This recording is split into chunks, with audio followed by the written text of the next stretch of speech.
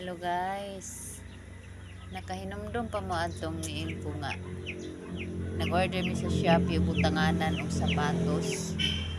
Nga wa gyud namo mapustli hangtod gibutangan ako og mga panty mo lang gihapon, mahugno. Ito na guys. Diba sabi ko pitsay ang lagay namin. Hindi namin nilagyan ng pitsay guys. Ito lang radish ang tinanim namin guys oh. Radish ang tinanim namin. Ito guys. Tumubo na. Ito lang oh, kawawa kanina ko pa lang nakita yung inagos ng tubig galing sa ububong kasi umulan kagabi. Yan, sira. Pero buhay pa yan. Oh, guys. Mao ni akong giingon sa inyo ha, guys, nga tamnan ta na ko pichay.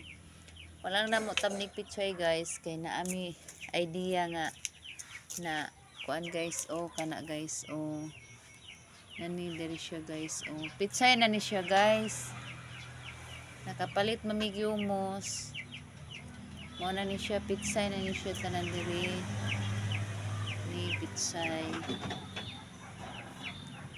na siya guys. Pitsay na siya tanan diha. Mo na mo ang tanom diha na magibutang ang amo ang pitsay.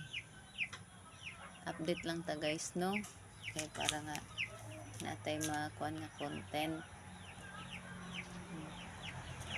Update lang ta next week guys pag medyo lumakilaki na tong picture namin.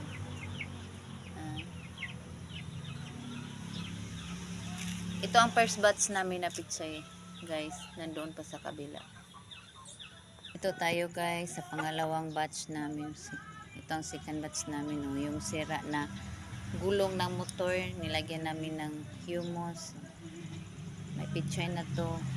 Ito mga pitsay na yan. Ito mga sirang gulong sa FX yung service namin oh. Nilagyan din namin ng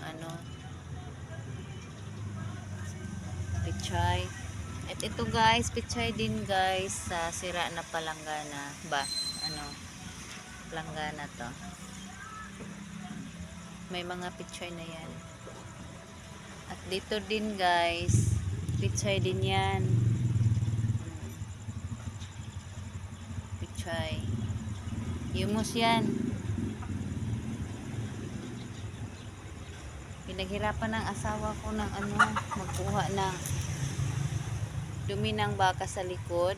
Daming baka doon.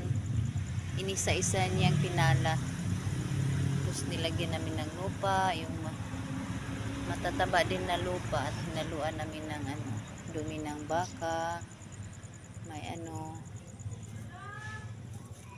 pakpak ng palay. Yan.